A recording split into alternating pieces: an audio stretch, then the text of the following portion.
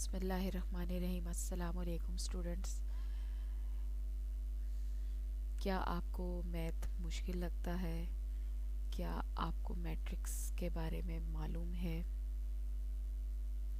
क्या आप मैथ्स के लिए परेशान हैं?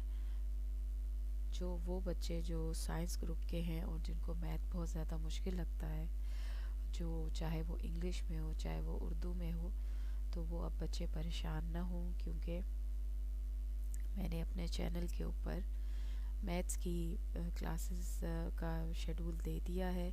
इंशाल्लाह ताला अल्लाह के हुक्म से यहाँ पे आप लोगों को हर टाइप के क्वेश्चंस, हर टाइप का मैथ के तमाम रूल्स वगैरह समझाए जाएंगे।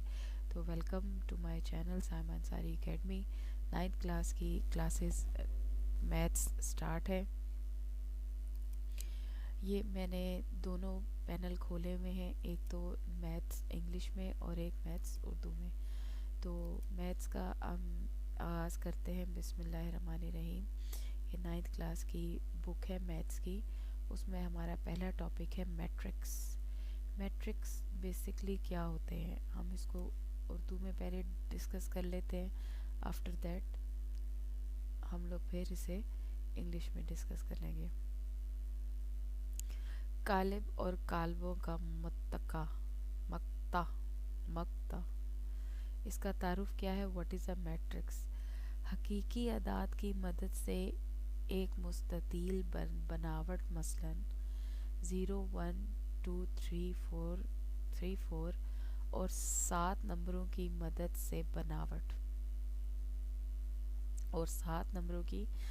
से बनावट, को ब्रैकेट में बंद कर देने को कालिब कहा जाता है।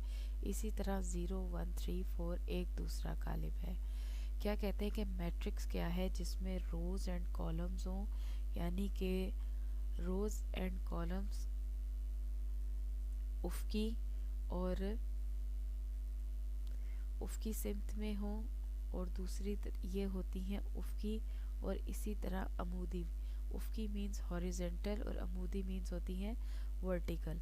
हॉरिजेंटल जो होंगी उसको रिप्रेजेंट किया गया है R1 से, और जो अमूदी होंगी उसको रिप्रेजेंट किया गया है C1 से। ठीक हो गया। हमारे पास यहाँ पे कॉलम की क्या डेफिनेशन होती है, अब हम इंग्लिश में इसको पढ़ते हैं। अ रेक्टेंगुलर अरे of a function of a collection of a real numbers says 0 1 2 3 4 and 7, such as 1 3 4 7 2 0, and then enclosed by the brackets, is set from the matrix. Similarly, 0 1 3 4 is another matrix. We terms the real number and use the functions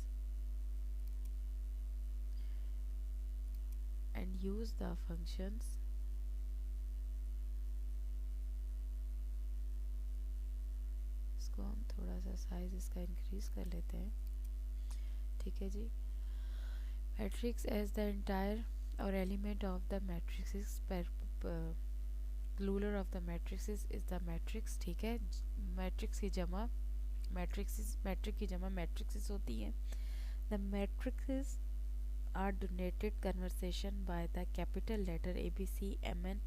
इसको represent करने के लिए हम capital लगाते हैं, जैसे ABCMN। जैसे हम कहते हैं मैट्रिक A है और मैट्रिक B है हमारे पास, ये ठीक हो गया। इसको यहाँ से थिक कर लेते हैं। हम कहते हैं हमारे पास मैट्रिक A है और मैट्रिक B है। ठीक हो गया।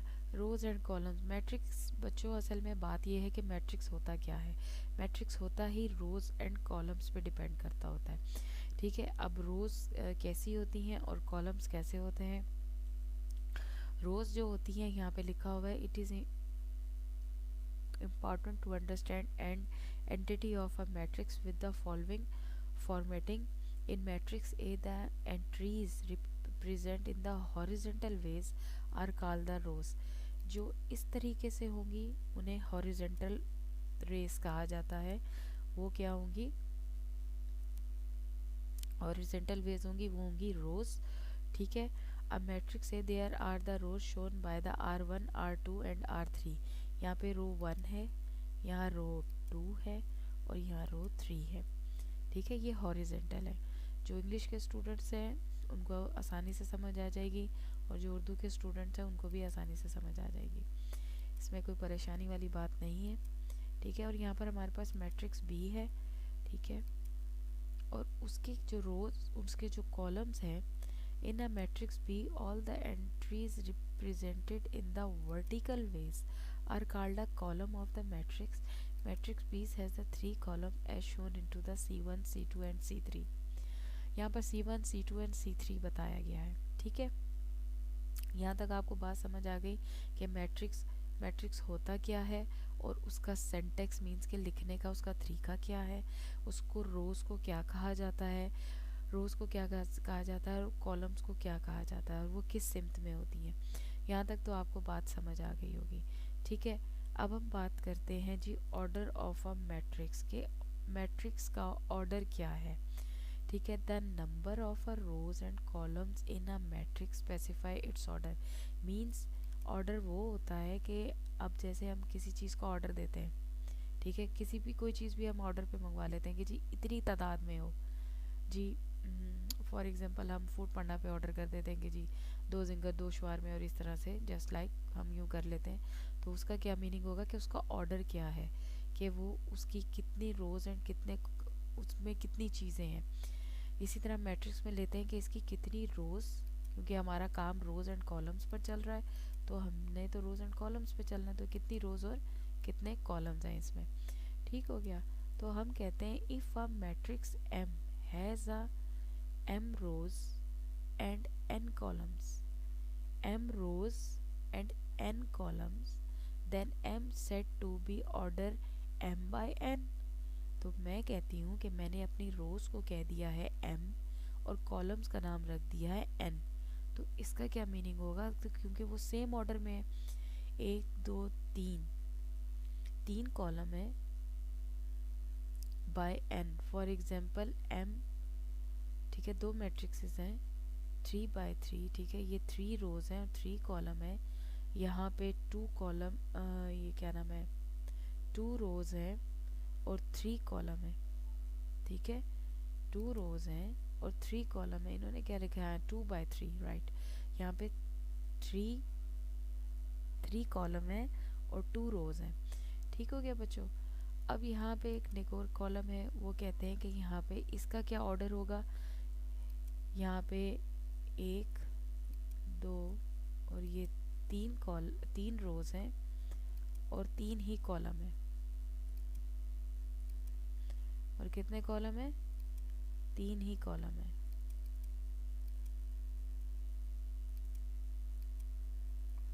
ये देखें 3 ही कॉलम है, ठीक हो गया। अब ये ऑर्डर यहाँ पे आपको समझ आ गया। पहले क्या है, मैट्रिक्स इंट्रोडक्शन। मैट्रिक्स क्या होते हैं, मैट्रिक्स रेक्टेंगुलर अरे होती है, ठीक है। Formatting of a collection of a real number, real numbers को कलेक्ट करती है, किस में, रेक्टेंगुलर में, एक मुस्ततीली, और वो ब्रैकेट से क्लोज होता है, ठीक हो गया।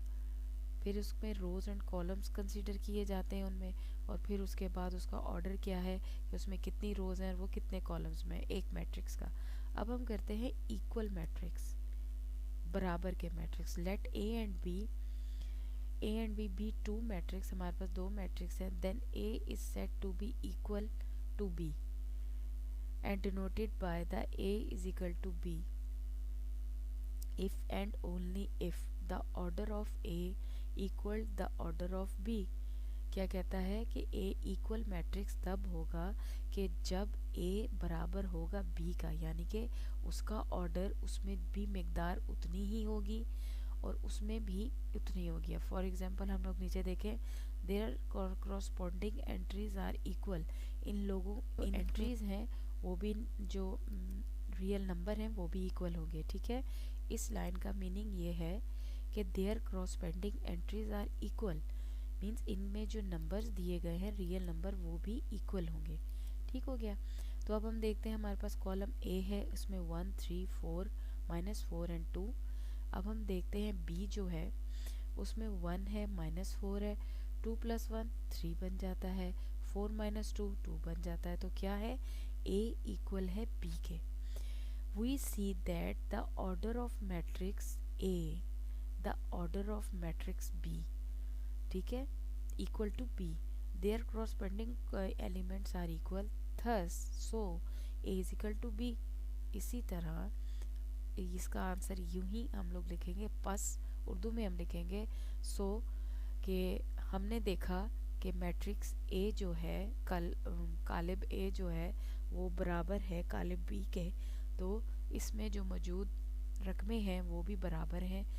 तो इसका मतलब इसका मतलब ये हुआ कि ए बराबर है बी के। ठीक है बच्चों, यहाँ तक आपको समझ आ गई है।